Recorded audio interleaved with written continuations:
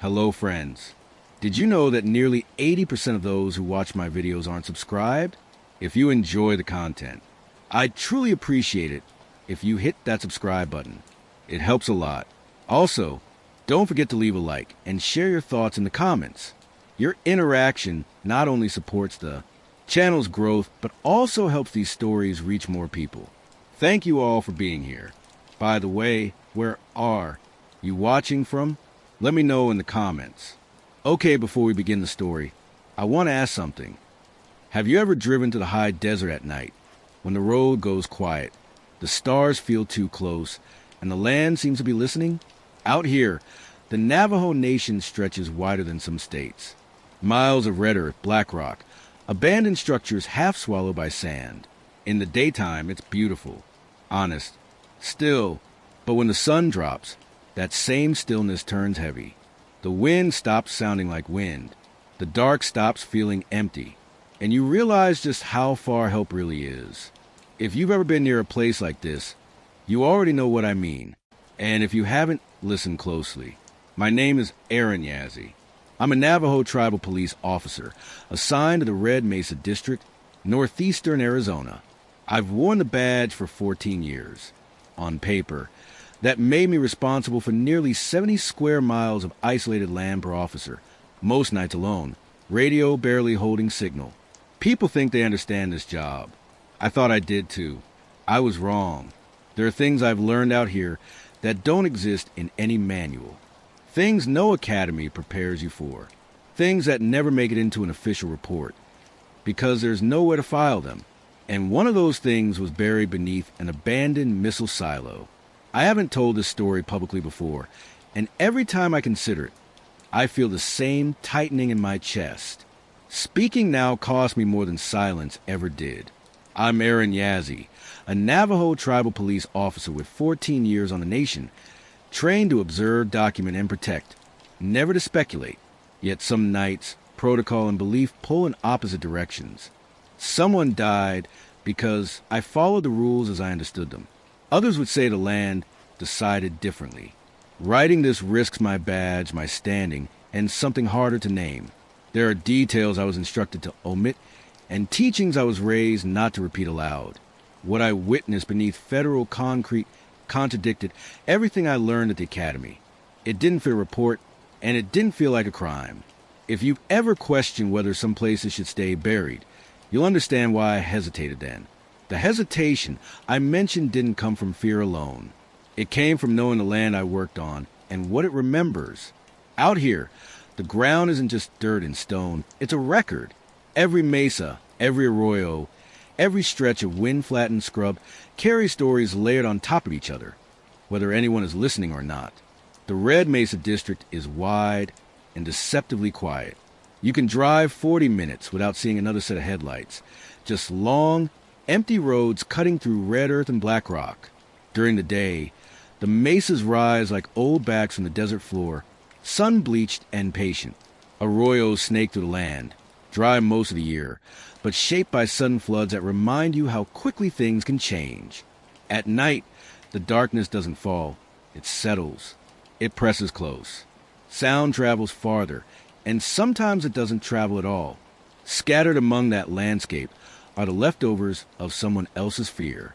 Cold War infrastructure, poured into the earth decades ago and then forgotten when the world moved on to newer threats. Concrete bunkers, fenced-off clearings, rusting access roads that don't lead anywhere anymore. Officially, most of them are decommissioned. Unofficially, they're avoided. The missile silo sat at the edge of our jurisdiction, half hidden in a shallow basin where the mesas pull back and the land opens wide. From a road, you could miss it if you weren't looking, just a sagging fence line and a low concrete dome, the color of old bone.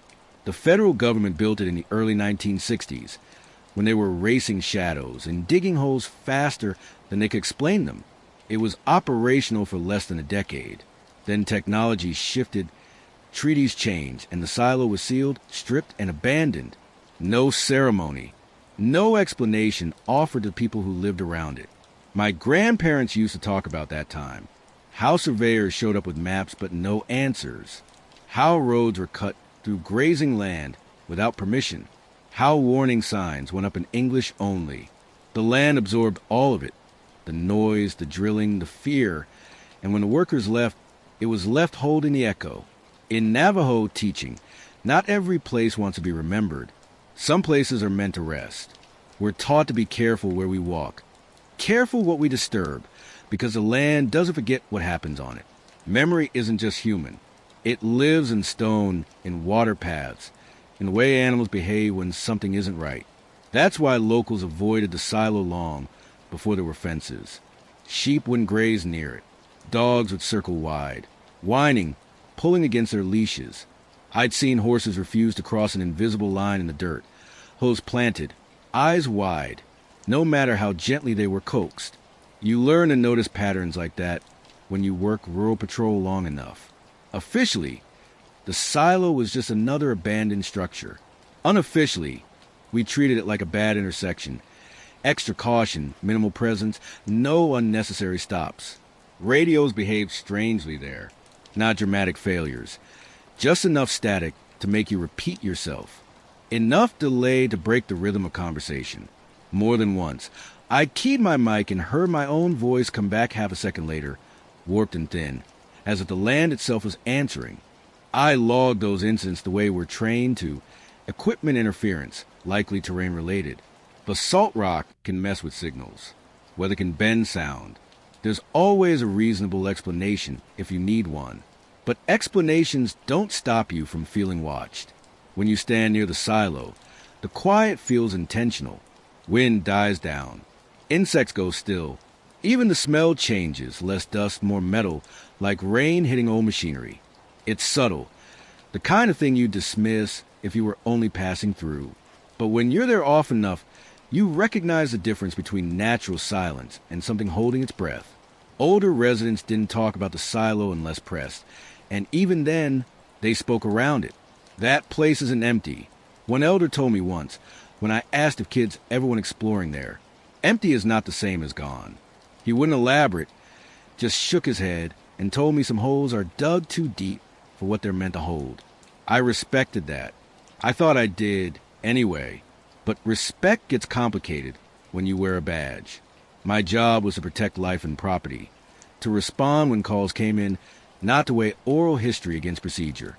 The academy doesn't teach you how to reconcile jurisdiction with generations of warning. Over the years, there were rumors, campfire talk mostly, people hearing things near the fence line, lights that didn't match vehicles, shadows where there shouldn't have been any. I never documented those. Not because I didn't believe the people reporting them, but because belief isn't evidence, and I'd learned early how quickly credibility can erode out here. Still, I noticed the patterns. Reports clustered around the same stretch of land, the same times of year, the same uneasy phrasing. It just felt wrong. No forced entry. No theft. Just that feeling. You probably felt it somewhere too. A building you didn't want to enter. A road you turned off without knowing why. If you have, you understand why logic doesn't always override instinct, no matter how much training you have. The silo never officially reopened. No tours. No cleanup. Just a locked hatch and paperwork stating it was secure. But paper doesn't stop curiosity, and it doesn't erase what was done to the land beneath it.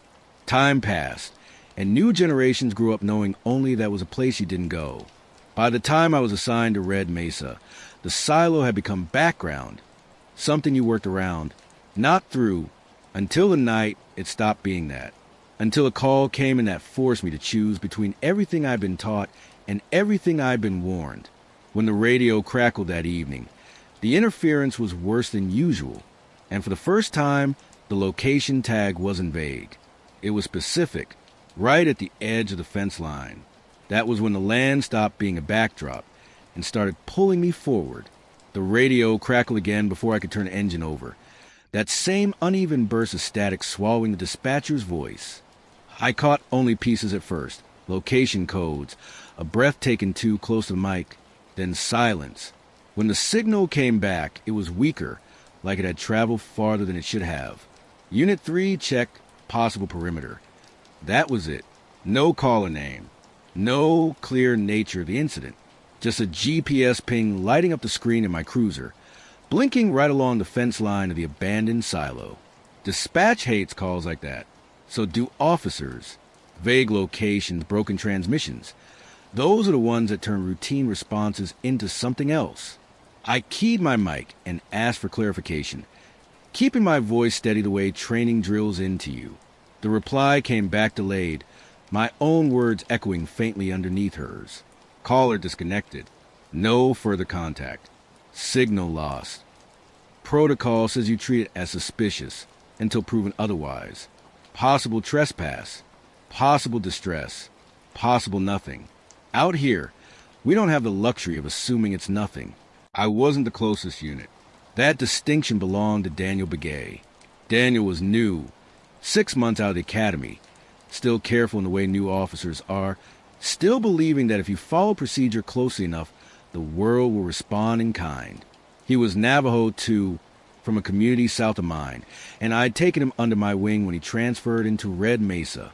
Not officially, just checking his reports, riding with him when shifts overlapped, making sure he didn't learn everything the hard way. Dispatch assigned a call to him before I could object. Unit 7 en route. Daniel said over the radio. His voice was clear, confident. Too confident, maybe. He'd been closer, yes, but closer out here can mean 10 miles of dirt road and dead zones. I glanced at the map again, watching his markers start to move. Copy, I said. I'll back you. There was a pause before he answered. Negative, Aaron. I'm 10 minutes out. You're at least 20. He was right and wrong. 10 minutes to the fence line, maybe. Not anything beyond it. I requested backup anyway. The response came back the way I knew it would. 2 units tied up on domestic calls 50 miles west. 1 unit off shift but unreachable. Night patrol was thinner than usual. 1 officer for every 70 square miles. On a good night, backup unavailable at this time. Dispatch said, her voice flat with familiarity. Daniel didn't argue. He never did. I'll check the perimeter and advise, he said, already slipping into the language of reports. Copy, I replied. Do not enter the structure. You hear me? Another pause. Static brushed the edges of the transmission. Copy. Perimeter only. I watched his icon crawl across the map while I drove, my headlights carving a narrow tunnel through the dark. The road deteriorated as I got closer. Pavement to gravel to packed dirt. The radio went quiet except for the low hiss of interference. The kind that makes you adjust the volume even though you know it won't help. Time stretched. I checked my dash clock, then the MDT screen. They didn't match. Off by a minute, maybe 2. That's not unheard of, system lag, software quirks. But it stuck with me. When I called dispatch to verify Daniel's last transmission time, she hesitated. That can't be right, she said. He checked in 3 minutes ago. According to my log, it had been nearly 8. I told myself not to read into it. Stress makes patterns where there aren't any. But when I tried to raise Daniel again, the only thing that came back was a burst of static and a clip sound like a breath cut short. Unit 7 status check. I said, nothing. I slowed the cruiser, scanning the road ahead, half expecting to see his taillights pulled over somewhere. The land around me felt different now. Closer, tighter. The mesas loomed darker against the sky, their edges blurred. My phone lost signal completely. I tried again. Daniel respond. This time, something did answer. My radio crackled, and for a split second, I heard my own call sign repeated back to me, distorted, stretched in like it was being dragged through water. I slammed the brakes, heart pounding, then forced myself to breathe. Feedback loop, I told myself. Equipment glitch. I documented things like that all the time. When Daniel finally came back on the air, his voice was lower, quieter. I'm at the fence, he said. Gates open. That wasn't right. The gate was always locked. Rusted, bent, but locked. Do not proceed. I said immediately. Stay in your vehicle. I'm 5 minutes out. Another pause. Longer this time. There's footprints, he said. Fresh. My training told me to assess, to gather information, to wait for backup if conditions weren't safe. My instincts, shaped by this land, by stories I'd grown up hearing, told me something else entirely. "Daniel," I said, keeping my voice calm, "listen to me." Step away from the structure. Static swallowed the end of my sentence. When the radio cleared, I heard him again, but his words didn't line up with what I'd asked. "Did you hear that?" he said. "Hear what?" Silence.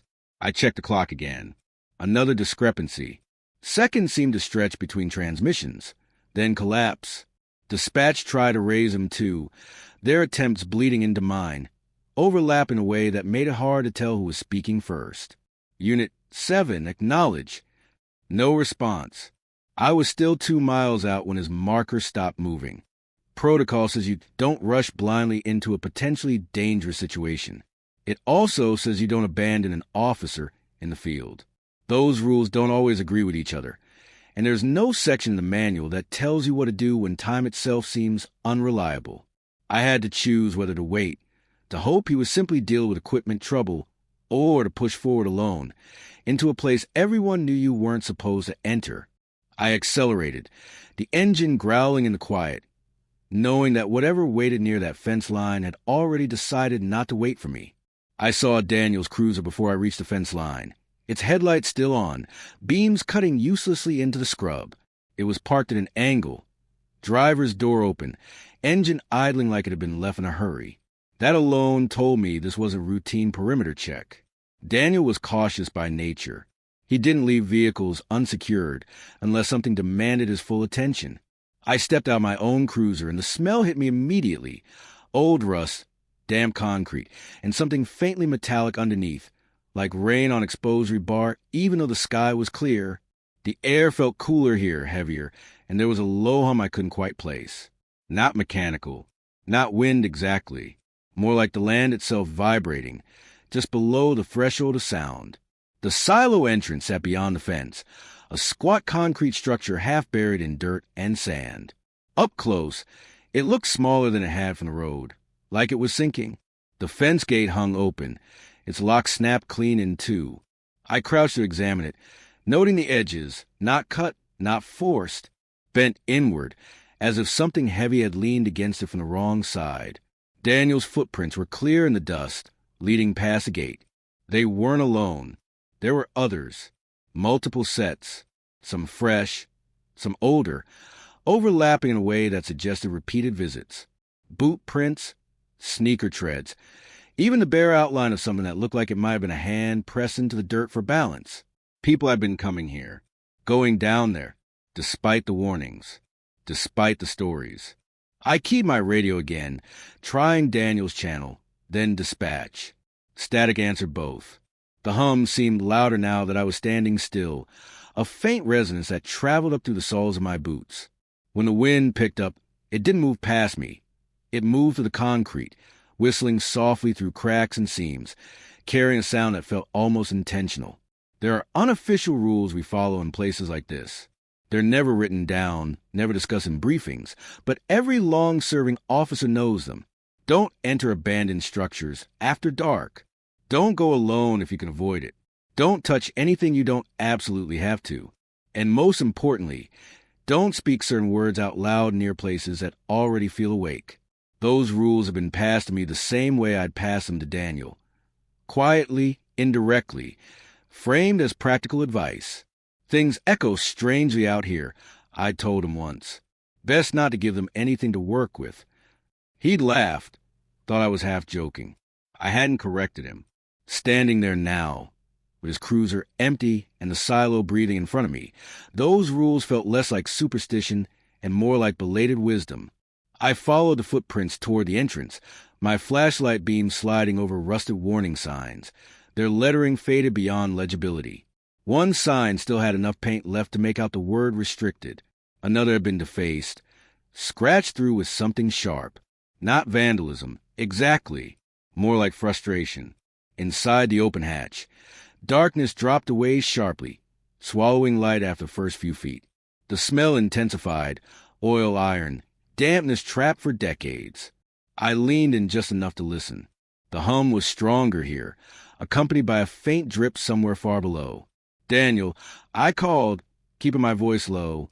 The sound of my own name came back to me, delayed, softened like it had traveled farther than it should have.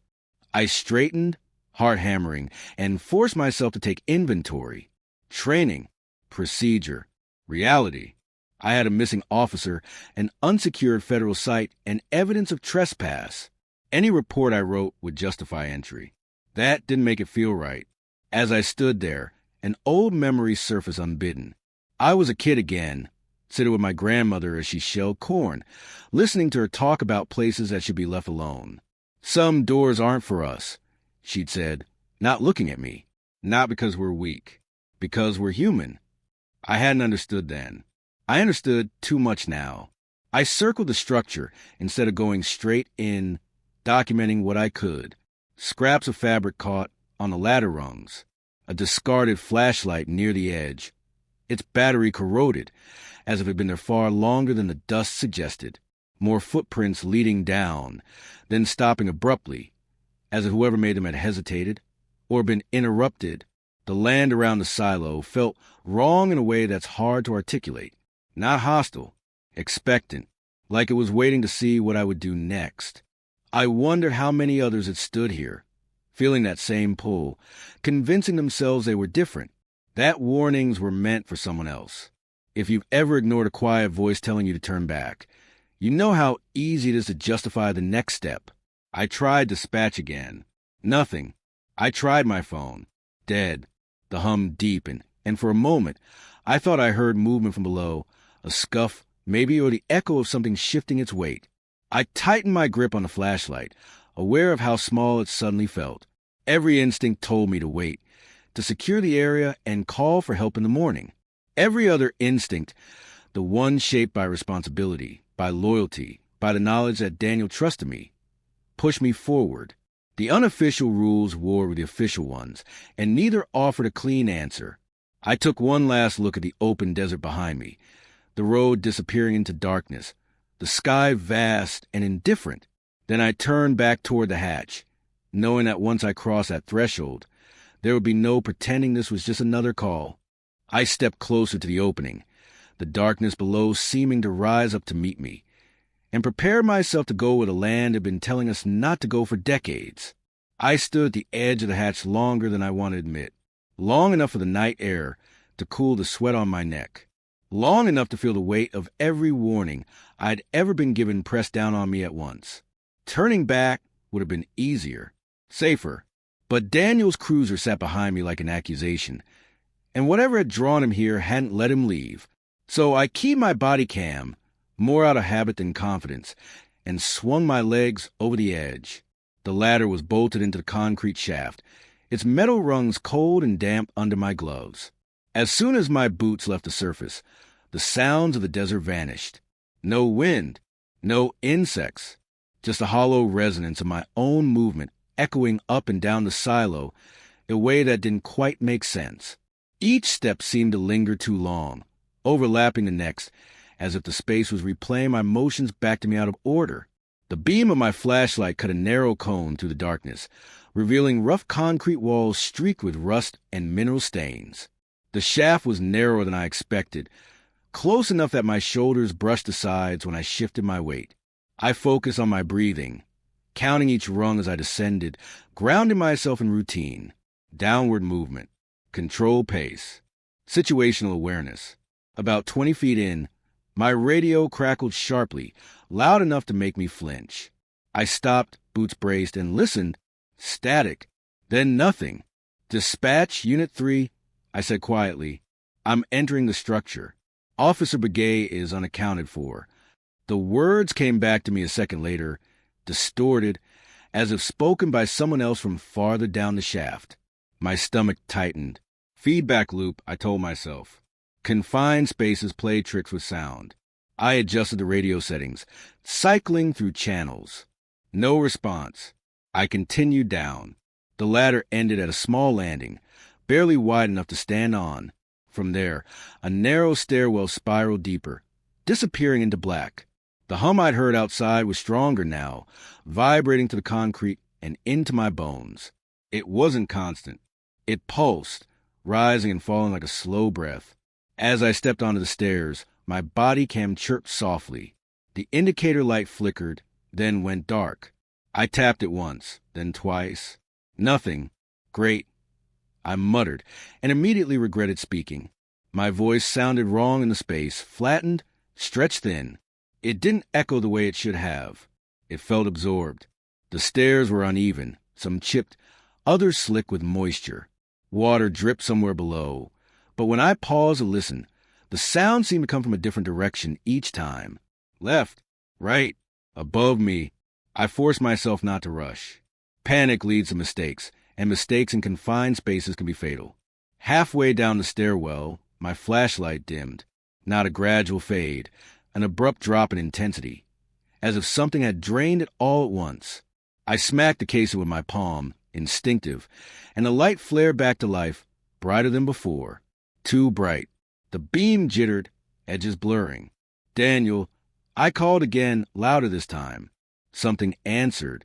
At first, I thought it was just the echo of my own voice, delayed. But then it spoke again, closer, using my name the way Daniel did. Quick, familiar, edged with relief. Aaron.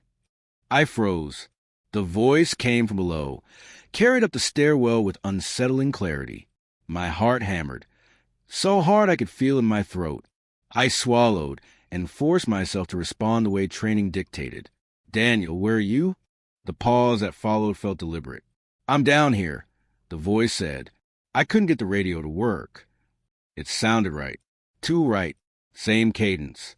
Same slight hitch when he was unsure. But there was something missing underneath it. Something flat, like a recording played through the wrong speaker. I took another step down, then stopped. My flashlight beam shook despite my grip.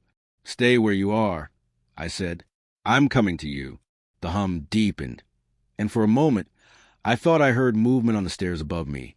I glanced back, light sweeping upward. Empty, just concrete and shadow. When I turned back, the voice spoke again, closer now. Did you hear that? The words were mine. My exact tone, my exact phrasing, pulled from a moment earlier and thrown back at me. My mouth went dry. That was the point where denial stopped working. Equipment malfunctions don't do that. Stress doesn't replicate voices with that level of precision. I stood there, suspended between steps, every instinct screaming to retreat, to get out while I still could. And yet, the thought of Daniel, real Daniel, hurt, alone, waiting for help, anchored me in place. If there was even a chance that voice belonged to him, I couldn't leave. I descended further. The stairwell opened into a larger chamber, the ceiling lost in darkness above. Old machinery loomed at the edges of my light. Control panels stripped of wiring, thick cables severed and hanging like dead vines. The air was colder here, heavy with the smell of damp metal and decay. My flashlight flickered again, then steadied. Daniel. I called, my voice barely above a whisper now. This time, the response came from multiple directions. Aaron. Over here. I can't see you. Different tones. Different inflections. All familiar. All wrong. I pressed my back against the wall, trying to orient myself, trying not to let the panic take hold. My radio burst to life again, and for a split second I heard Dispatch's voice, clear and strong. Unit 3, status update. Relief surged through me. I grabbed the mic. Dispatch, I have... The transmission cut off mid-sentence, replaced by static and the sound of slow, measured breathing that wasn't mine. I lowered the radio, hands shaking. This wasn't something I could explain away. It wasn't something I could file under interference or stress. Whatever was in this place knew our voices, knew how to use them, and still I moved forward. Duty as a way of narrowing your world until there's only one acceptable action left. I told myself that fear didn't change the facts. An officer was missing. I was the only one close enough to help. Everything else, every warning, every impossible sound, would have to wait. As I stepped deeper into the chamber, the voices fell silent all at once, leaving only the hum and the drip of water in the dark. The sudden quiet was worse than the noise. It felt like being watched, evaluated. I raised my flashlight and scanned the far side of the room. That was when I saw the second set of stairs leading down, disappearing into an even deeper darkness, and realized the silo hadn't begun to show me what it was hiding. The second stairwell descended at a steeper angle, the steps narrower, uneven in a way that forced me to turn sideways. I hesitated at the top, shining my flashlight down, but the beam seemed to shorten, swallowed after only a few feet. The hum followed me, louder now, no longer just vibration but rhythm, as if something below was setting the pace. I told myself to stay focused. One step, then another. My boot scraped concrete that should have been dry, but felt slick, almost warm. The air grew thicker the farther I went, pressing against my lungs. Every sound I made, breathing, fabric shifting, metal creaking, came back wrong. Some echoes arrived too fast. Others arrived late. A few didn't arrive at all. Halfway down, I heard Daniel again, not calling for help this time, talking casually, the way he did on long drives when the radio was quiet. You remember that first domestic we handled together? His voice said, off to my right. I stopped so abruptly my knee slammed into the wall. My flashlight swung wildly, illuminating nothing but blank concrete. That's not funny, I said, and immediately hated how thin my voice sounded. Daniel laughed softly, the same nervous laugh he had when he wasn't sure if he'd cross a line. I'm serious. You told me to watch the hands. Said people show you everything if you know where to look. The memory was real. Too real. I'd said that exact thing months earlier, sitting in a cruiser nowhere near this place. Where are you? I demanded. Right here, he replied. The words came from directly behind me. I spun, light slicing through the air. The stairwell was empty. My pulse roared in my ears. Training evaporated, replaced by something older and more instinctive. I backed up a step, then another, until my heel found nothing but open space. I caught myself just in time, heart pounding, breath coming in short, sharp pulls. That was when another voice joined in. My grandmother's. Soft, tired, speaking Navajo. She used my childhood name, the one no one called me anymore, the one I hadn't heard spoken aloud since she passed. Shiazi, she said gently. My child, you're not supposed to be there. My knees nearly gave out. No, I whispered. You're not. You were warned. The voice continued, calm, disappointed. The land told you. The flashlight flickered violently, the beam stretching, bending, illuminating angles that didn't make sense. For a moment, the stairwell seemed to lengthen, the steps multiplying beneath my feet. I took one step down and felt like I'd taken 3. I took another and felt myself descend farther than my body should have allowed. Space itself was folding.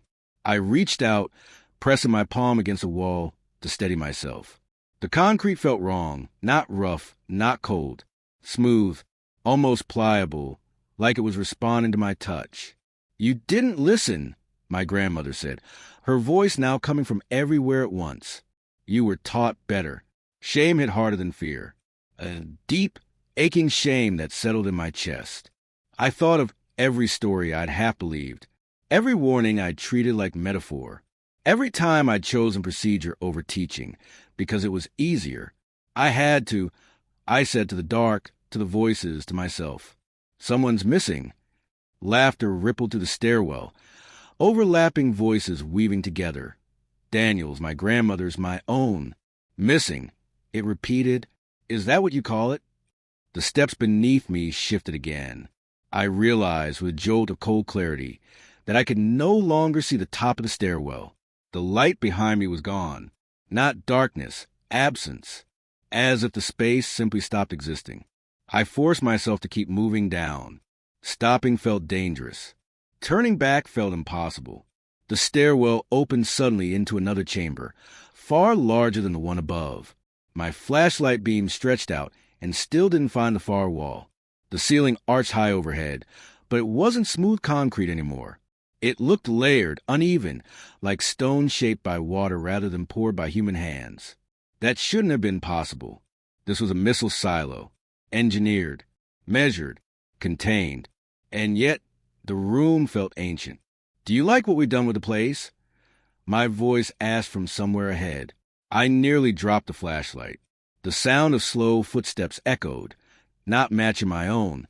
They circled me, deliberate, unhurried. With each step, the hum synchronized, rising and falling, as if the space itself was breathing in time of whatever moved in the dark. Shapes shifted at the edge of my vision, not solid forms. Suggestions, a shoulder, a familiar stance, Daniel's height, my uncle's posture, the outline of someone I loved, then lost, then loved again in memory. Why these voices? I demanded, anger cutting through the fear. What do you want? The answer came layered, braided together so tightly it was hard to tell where one ended and another began. We answer, it said. You called. Images flashed unbidden through my mind. Radio calls, warnings ignored, footsteps following tracks that should have been left alone. I understood then, with sickening clarity, that this thing didn't hunt randomly. It responded. It reflected. It wore what you brought with you. The floor beneath me sloped downward, though I hadn't moved. I was standing still, yet drifting closer to the center of the chamber, drawn by something I couldn't see. My body cam, forgotten until then, suddenly chirped to life, its indicator light flashing red. I looked down. The screen wasn't showing me. It showed Daniel, standing somewhere below, looking straight into the lens. Aaron, he said, his expression strained. You have to listen to me. I knew, even as relief surged, that this wasn't real. And still, my chest tightened painfully. Step back, he urged. It's not. The image glitched violently, dissolving into static and shadow. The body cam went dark again, dead weight on my chest. That was the moment something inside me broke. I sank to one knee, head bowed, breath ragged. Fear and shame tangled together until I couldn't separate them. I'd been taught how to respect this land, how to listen when it went quiet, how to recognize places where the rules were different. And I'd come anyway. I'm sorry, I said aloud, not sure who I was speaking to. The land, my grandmother, Daniel. I should have listened. The voices fell silent. For a long moment, there was nothing but the hum and my own breathing. Then, slowly, deliberately, something shifted in the darkness ahead. The space seemed to contract, drawing my attention forward. A presence settled over the chamber, not seen, not fully heard, but undeniable, intelligent, curious, waiting. I rose unsteadily to my feet, knowing with grim certainty that whatever answered back had finished testing me and was about to decide what to do next. The presence didn't rush me. That was the worst part. It lingered, heavy and deliberate, as if weighing me the way a person might weigh a decision they already know the answer to. The hum deepened until it felt like pressure behind my eyes, and the vast chamber seemed to tilt, subtly guiding me forward without my feet ever moving. Then I heard Daniel scream. It wasn't the distorted mimicry from before. It was raw, panicked, human. The sound tore through the chamber from somewhere far below and impossibly close at the same time. My body reacted before my mind could catch up. I ran. The floor sloped sharply now, though moments earlier it had been level. I half slid, half ran, boots skidding on concrete that no longer looked like concrete. The walls stretched and curved, the architecture losing any resemblance to a silo. My flashlight beam jittered wildly, revealing stairways that hadn't been their secons before, branching corridors that folded back into themselves. Daniel! I shouted, my voice shredded by the space. His cries echoed again, this time cut short, as if something had closed around them. I followed the sound, ignoring everything I'd been taught about seeing safety, about waiting for backup, about not chasing uncertainty deeper into danger. Protocol fell away completely. There was only the instinct to reach him, to pull him back, to undo whatever mistake had already been made.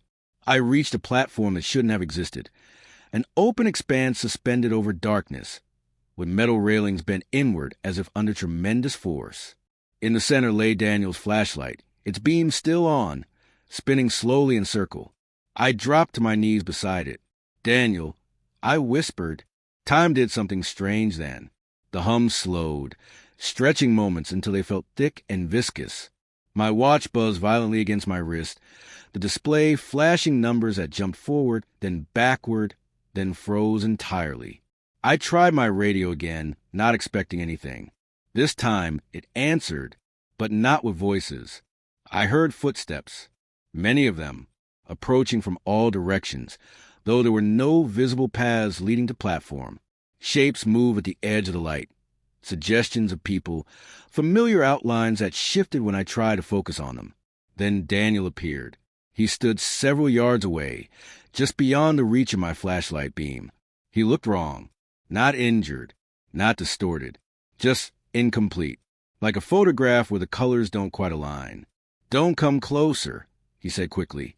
Relief and dread collided so hard I thought I might pass out. "Daniel, thank God. Are you hurt?" He shook his head, then hesitated, as if reconsidering. "I don't think that matters anymore." I took a step toward him. The floor rippled beneath my boot, stretching the distance between us instead of closing it. I took another step and felt myself slide backward, as if the space had decided I wasn't allowed any nearer. "I tried to follow procedure," he said, his voice tight. "I stayed outside at first. Then I heard someone call my name." My chest tightened painfully. "You should have waited."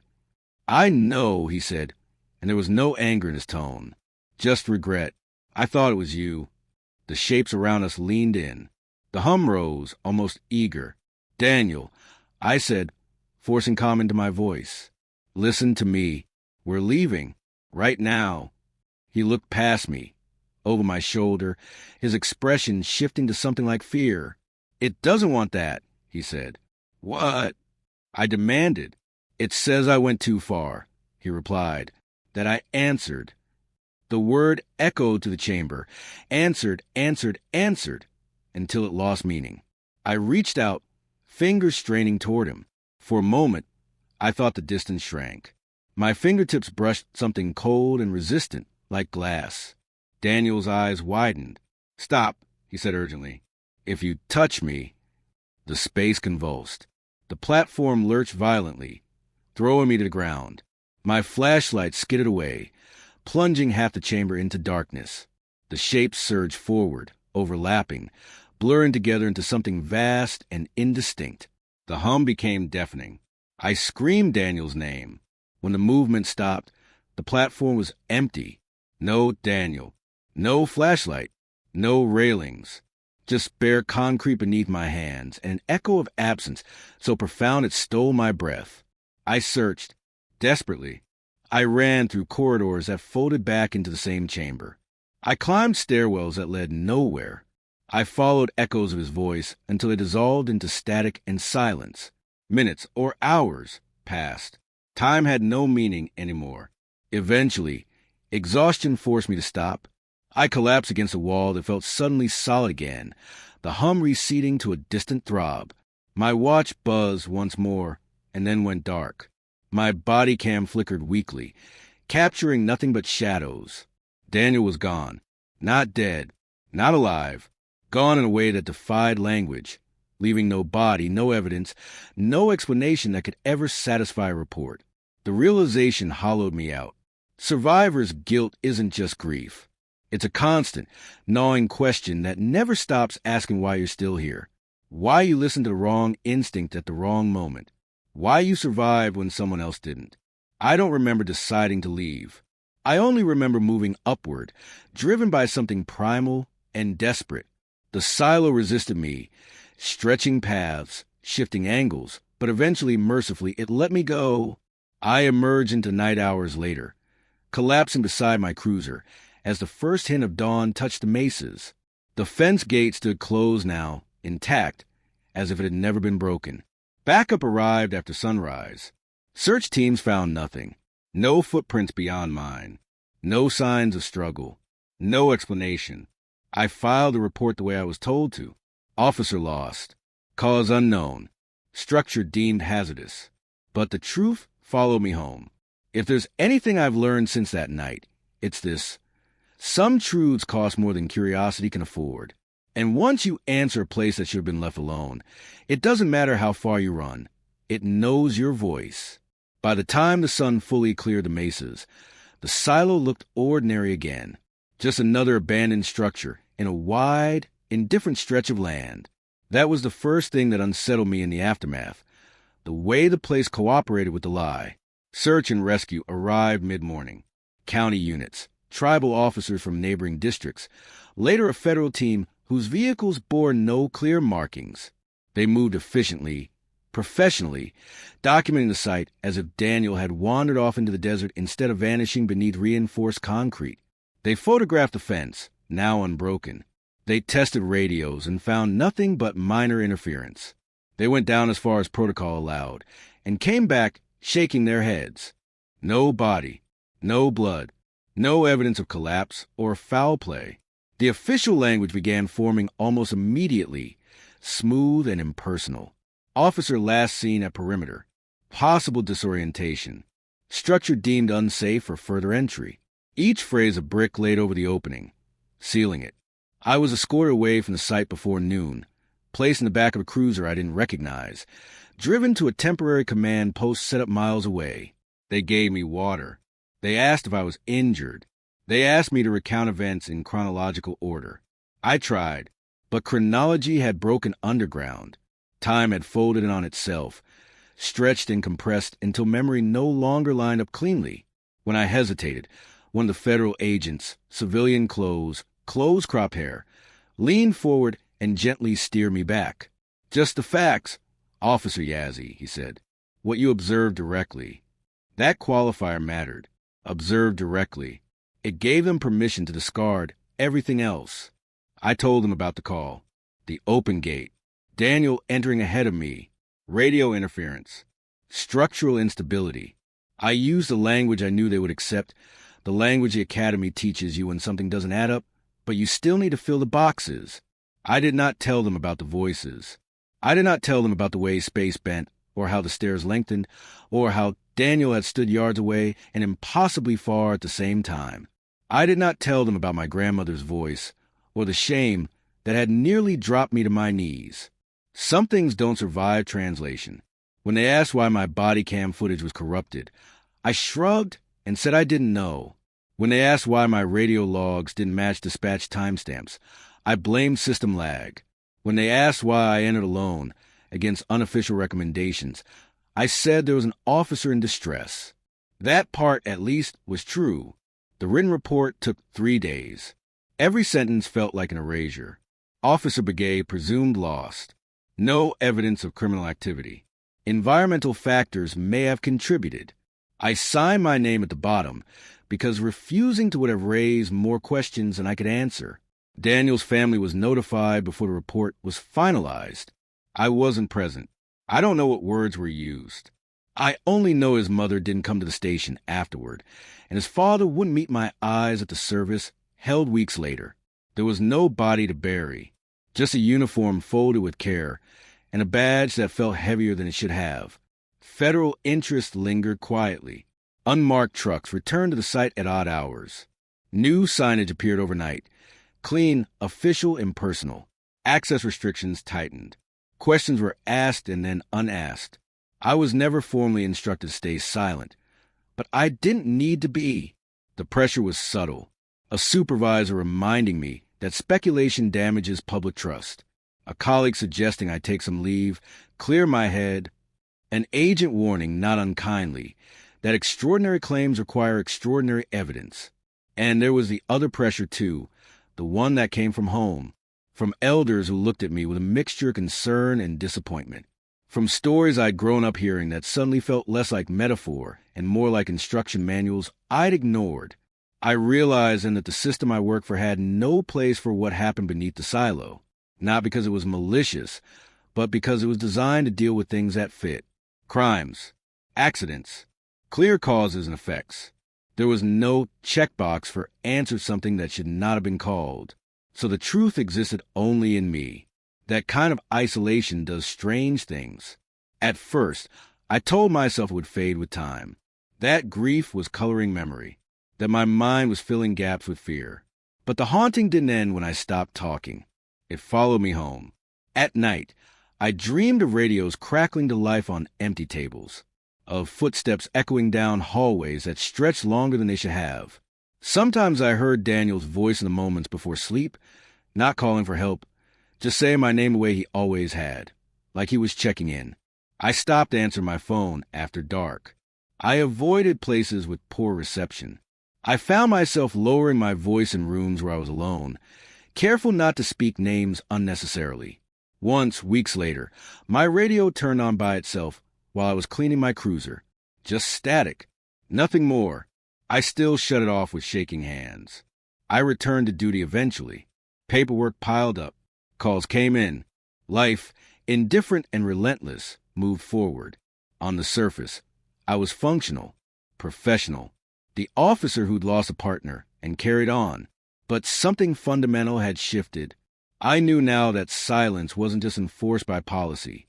It was enforced by survival. There are stories that, once spoken, invite a response. There are truths that don't want witnesses, only participants. That understanding settled into me slowly, like sediment. I began to notice other things too. How certain sites on the nation never quite stayed quiet. How officers avoided them without ever saying why. How elders still left offerings near places no map marked. Daniel's name stayed in my reports as a line item, a case number that would never close. In my mind, it stayed something else entirely, a reminder of the cost of stepping where you were told not to. And beneath all of it, beneath the routine, the restraint, there was a growing certainty I couldn't shake. What answered back that night hadn't been finished with me. It had simply learned my voice. And in the months that followed, I began to understand that leaving the silo didn't mean I'd escaped what lived there. It only meant the boundaries had changed. Leaving the silo didn't end anything. It only changed the shape of it. At first, the effects were small enough to ignore. Sleep came in fragments, broken by dreams that dissolved the moment I woke. I'd lie there in the dark, convinced I'd heard my radio crackle from the kitchen or footsteps pause outside my bedroom door, only to find everything silent when I checked. I told myself it was grief, stress, the kind of aftermath any officer might carry after losing a partner. But grief doesn't steal time. I began noticing gaps in my days, minutes at first, then longer stretches. I'd sit down to write a report and look up to find an hour gone, the screen filled with half-typed sentences I didn't remember starting. Once, I drove home from the station and realized I had missed my turn by nearly 10 miles. Cruising a road I had no reason to be on, my hand steady on the wheel, my mind completely blank. The worst moments came with sound. Static where there shouldn't have been any. A low hum bleeding through quiet rooms, just at the edge of hearing. Sometimes it matched the rhythm I'd felt underground, that slow, deliberate pulse. Other times it mimicked ordinary noises, the buzz of a refrigerator, the rush of air through vents, until I wasn't sure what was real anymore. I stopped listening to the radio off-duty, stopped answering calls from unknown numbers. When my phone rang late at night, my chest tightened until I saw a familiar name on the screen. Even then, I kept my responses short, careful with my words, because words mattered now. I couldn't explain why, not fully, but I felt it every time I spoke, like something was paying attention, like names carried weight they hadn't before. I avoided saying Daniels aloud, avoided my grandmother's too. The silence around those names felt safer than the risk of calling something back. My family noticed a change before I did. I became distant without meaning to, short-tempered, always listening, even in the middle of conversations. At gatherings, I positioned myself near exits, scanning faces, half expecting to see someone who shouldn't be there. My relatives exchanged looks I pretended not to notice. In our community, people understand when something is wrong even if it's never said. They feel it in posture, in tone, in the way someone stops participating. I saw that understanding shift into something else. Unease, maybe even fear. Not of me exactly, but of what might be attached to me. Invitations came less often. Conversations ended sooner. Children were gently steered away when I lingered too long. I couldn't blame them. There were moments when I didn't trust myself either. Once, while washing my hands, I glanced up and saw someone standing behind me in the mirror. Daniel's height, Daniel's silhouette. I spun around, hard in my throat, and found the room empty. The hum lingered for hours afterward, vibrating through the walls like a reminder. Another time, I woke to the sound of my grandmother praying in the next room, her voice soft and steady. I lay frozen, tears leaking into my hair, afraid to move, afraid that if I acknowledged it, whatever was imitating her would step closer. When the sound stopped, the house felt colder than before. That was when I realized the entity, whatever it was, had not stayed beneath the ground. It hadn't followed me in a physical sense. It didn't need to. It had learned enough to reach me where I lived. Through memory, through familiarity, through me. I went back to the place I should have gone before the silo. An elder named Thomas Begay, no relation to Daniel, had guided officers and family for decades. Someone people turned to when things didn't fit clean explanations. I'd spoken to him before, casually, never with urgency. This time, I showed up at his door unannounced, the weight of months pressing down on my chest. He listened without interrupting. I told him as much as I dared, careful with details, careful with names. When I finished, he was quiet for a long time, staring past me at the horizon. "You answered something," he said finally. I nodded. "That's how it starts," he continued. "Not with it taking, with it responding." I asked him what it was. He shook his head. "Doesn't matter," he said. "Giving it a shape gives it power." I asked him how to stop it. That was when his expression changed. "You should have come sooner," he said gently, "before it learned you." He explained what I already feared. Some places hold echoes that don't fade. Some things live in the spaces where intentions overlap. Fear, curiosity, grief. They aren't ghosts the way people imagine. They're reflections. They persist as long as they're acknowledged. And you, he added, carry acknowledgement with you now. He gave me instructions anyway. Small things, grounding rituals, boundaries, ways to close myself off, at least partially. I followed them carefully, desperately, but they felt like damage control rather than cure. The nights grew quieter after that, the dreams less vivid. The hum faded to something I could almost ignore. Almost, because with the quiet came something else. Understanding. I realized that survival hadn't been free. That walking out of the silo while Daniel wasn't an ending. It was a trade. I'd been allowed to leave, but not unchanged. Not untouched. The cost showed itself in 100 small ways. In the way I measure my words. In the way I avoided certain roads. In the way I flinched when radios crackled unexpectedly. In the distance that settled between me and the people I loved. A buffer I couldn't explain, without risking more than I could afford.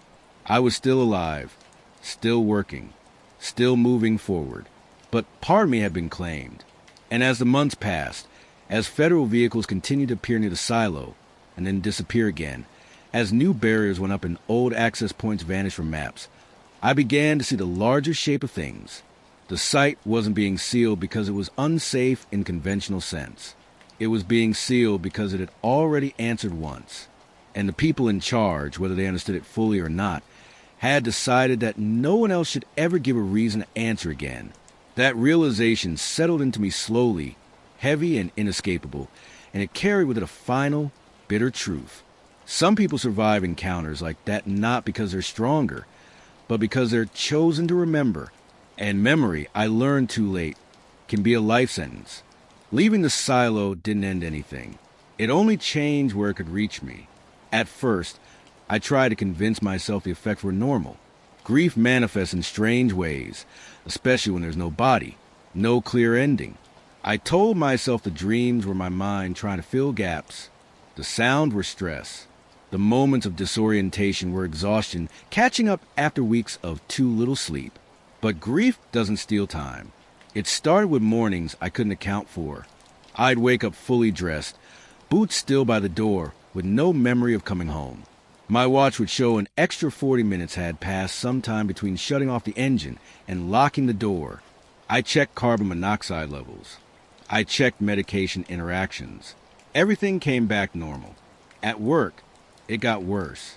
I'd sit down to write a report and feel grounded, focused, then look up and realize an hour had vanished. Not blurred, gone. The cursor blinking in the middle of a sentence I didn't remember typing. Once, I reviewed body cam footage from a routine traffic stop and saw myself pause mid-conversation, head tilted slightly, as if listening to something no one else could hear. And I was living proof of what happened, when someone stayed long enough to hear the answer. That understanding hollowed me out in a way grief never could. Because grief ends. Memory doesn't. And I carried that memory everywhere I went, knowing the thing beneath the silo hadn't followed me in the way people imagine. It didn't need to. It already knew how to find me. By the time the restrictions became visible to public, the decision had already been made. At first, it looked like routine bureaucracy. New fencing installed farther out than the old perimeter. Fresh warning signs posted in multiple languages. Access roads quietly reclassified, then erased from county maps. If you weren't paying attention, you'd assume it was about liability, unstable infrastructure, environmental hazards, the usual concerns that follow abandoned federal sites. That's what people were told. Officially, the silo was deemed structurally unsound. Deep subsurface fractures, unpredictable interference patterns, too expensive to remediate, too risky to reopen. Development proposals were denied with bland, carefully worded letters. Environmental studies stalled. Tourists who wandered too close were redirected with polite firmness. Unofficially, enforcement went much further. Patrol schedules shifted so someone was always nearby, even if no one admitted why. Officers rotated through the area, were given quiet advice their first week. Don't linger. Don't joke about the place. Don't take souvenirs. Radios were tested before and after every pass. Body cams were checked obsessively. Any equipment malfunction near the site was logged twice. No one wrote down the real rule. You didn't go down there. Federal presence remained intermittent but deliberate. Unmarked vehicles. Temporary command trailers that appeared for days, then vanished. People who asked too many questions found themselves reassigned, promoted, or buried under work until curiosity gave way to fatigue. That's how systems protect themselves, by exhausting the parts that don't fit. I watched all of it from a distance, careful to keep my name out of conversations that mattered. I'd already learned what happened when attention lingered too long. Every few months, someone new would push for access. A contractor, a historian, a developer with a plan to turn Cold War relics into educational attractions. They'd come armed with studies and enthusiasm, convinced they were being blocked by red tape and superstition. They weren't wrong about the red tape. They were wrong about everything else. The real reason the silo remained sealed has nothing to do with stability or cost. It's sealed because it answered. Because once a place responds, it can't be made silent again, only isolated. That understanding didn't come all at once. It settled into me slowly, through patterns I couldn't ignore. Reports of interference, spiking whenever barriers were tested. Animals avoiding expanded zones before construction even began. The way conversations died when certain names were mentioned near certain people. I realized then that the system, tribal, federal, unspoken, had made the same choice I eventually did. Protection over disclosure. There was a time when that choice angered me. When I believed the truth should be exposed, documented, studied until it made sense. I thought secrecy dishonored Daniel's memory. That silence was another kind of erasure. But the longer I lived with what followed me home, the more complicated that belief became. Because disclosure isn't neutral. Stories travel. Curiosity spreads. And some things don't distinguish between respectful attention and reckless interest. They respond to both.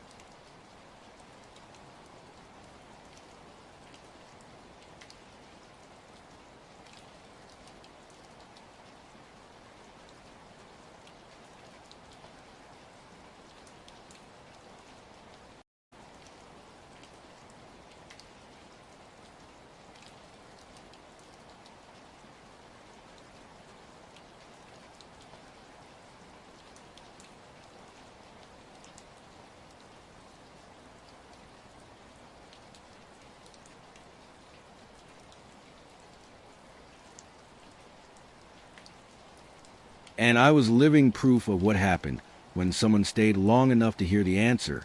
That understanding hollowed me out in a way grief never could. Because grief ends. Memory doesn't. And I carried that memory everywhere I went, knowing the thing beneath the silo hadn't followed me in the way people imagine. It didn't need to. It already knew how to find me. By the time the restrictions became visible to public, the decision had already been made. At first, it looked like routine bureaucracy. New fencing installed farther out than the old perimeter. Fresh warning signs posted in multiple languages. Access roads quietly reclassified, then erased from county maps. If you weren't paying attention, you'd assume it was about liability, unstable infrastructure, environmental hazards, the usual concerns that follow abandoned federal sites. That's what people were told. Officially, the silo was deemed structurally unsound, deep subsurface fractures, unpredictable interference patterns, too expensive to remediate, too risky to reopen. Development proposals were denied with bland, carefully worded letters. Environmental studies stalled. Tourists who wandered too close were redirected with polite firmness. Unofficially, enforcement went much further. Patrol schedules shifted so someone was always nearby, even if no one admitted why. Officers rotated through the area, were given quiet advice their first week. Don't linger. Don't joke about the place. Don't take souvenirs. Radios were tested before and after every pass. Body cams were checked obsessively. Any equipment malfunction near the site was logged twice. No one wrote down the real rule. You didn't go down there. Federal presence remained intermittent but deliberate. Unmarked vehicles. Temporary command trailers that appeared for days, then vanished. People who asked too many questions found themselves reassigned, promoted, or buried under work until curiosity gave way to fatigue. That's how systems protect themselves, by exhausting the parts that don't fit. I watched all of it from a distance, careful to keep my name out of conversations that mattered. I'd already learned what happened when attention lingered too long. Every few months, someone new would push for access. A contractor, a historian, a developer with a plan to turn Cold War relics into educational attractions. They'd come armed with studies and enthusiasm, convinced they were being blocked by red tape and superstition. They weren't wrong about the red tape. They were wrong about everything else. The real reason the silo remains sealed has nothing to do with stability or cost. It's sealed because it answered. Because once a place responds, it can't be made silent again, only isolated. That understanding didn't come all at once. It settled into me slowly, through patterns I couldn't ignore. Reports of interference, spiking whenever barriers were tested. Animals avoiding expanded zones before construction even began. The way conversations died when certain names were mentioned near certain people. I realized then that the system, tribal, federal, unspoken, had made the same choice I eventually did. Protection over disclosure. There was a time when that choice angered me. When I believed the truth should be exposed, documented, studied until it made sense. I thought secrecy dishonored Daniel's memory. That silence was another kind of erasure. But the longer I lived with what followed me home, the more complicated that belief became. Because disclosure isn't neutral. Stories travel. Curiosity spreads. And some things don't distinguish between respectful attention and reckless interest. They respond to both. I understood, finally, why elders speak in warnings instead of explanations. Why some teachings are framed as don't instead of because. Not everything that's real needs to be understood to be dangerous. I'd seen what happened when someone tried to push past that boundary with good intentions and a badge. I'd paid the price of knowing too much and being able to say too little. So when I was quietly consulted, never officially, never on record, about whether the restrictions should remain, I gave the only answer I could live with. Yes, seal it, leave it, let the land close over what was disturbed. That decision didn't bring peace. It brought acceptance. I accepted that some places aren't meant to be reclaimed or reinterpreted. That progress isn't always measured by access. That there are truths which, once uncovered, don't make the world safer, only hungrier. I accepted that Daniel's loss wouldn't be redeemed by understanding. that his name wouldn't be honored by reopening the place that took him. Protection, in this case, meant preventing repetition, not proving causation. And I accepted my role in that silence. Not because I was ordered to, but because I'd seen what listening too closely cost. Even now, people ask. They notice the empty space on maps, the unusually strict enforcement, the way officers tense when the silo is mentioned casually. They assume there's a story being hidden. They're right. But if you're listening to this, I want you to understand something important. Warnings aren't always challenges. Sometimes they're gifts. If you've ever stood near a place that made your skin prickle without explanation, if you've ever felt watched without seeing anyone there, if you've ever turned back from somewhere and couldn't explain why, listen to that instinct. You don't need the story behind the warning to respect it. I didn't understand that soon enough. I thought duty meant pushing forward no matter what. I thought responsibility required answers. I know better now. Some doors stay closed not because we're afraid of what's behind them, but because opening them invites something out. The silo remains sealed because it should. Because whatever learned our voices down, there doesn't need another opportunity to answer. And because the land, despite everything done to it, is still trying to protect us from itself and from our curiosity. That lesson took too much for me to ignore. And it's the reason I'm telling you this now, carefully, quietly, knowing that even speaking in warnings carries its own risk. Because once you know a place exists, once you imagine it, you're already closer than you should be. And in the next thing I tell you, you'll understand why even now, years later, I still choose my words as if something might be listening. I didn't tell this story because I wanted to. I told it because silence, carried long enough, becomes another kind of lie. If you're still listening, I need you to understand something before I go any further. What I've shared isn't a ghost story. It isn't meant to thrill you or test how much fear you can tolerate before you look away. It's a marker, a line drawn in the dirt, the same way my grandparents were taught to mark places you don't return to. I'm speaking to you quietly on purpose, not for atmosphere, for respect. Years have passed since the night beneath the silo. The land around it has changed in small, careful ways. New fences, new patrol routes, old roads grown over until only locals remember they were ever there. On the surface, life continues the way it always does. Calls come in, reports get filed. Officers rotate through assignments and learn, without being told, which places you don't linger near. I stayed on the job longer than most expected. Some people assumed it was stubbornness. Others thought it was penance. The truth is simpler. I needed to know whether what followed me would fade with time or sharpen with it. It never fully left. The nights are quieter now. The dreams come less often. I've learned how to anchor myself when time slips, how to ground my thoughts when a familiar voice drifts too close to memory.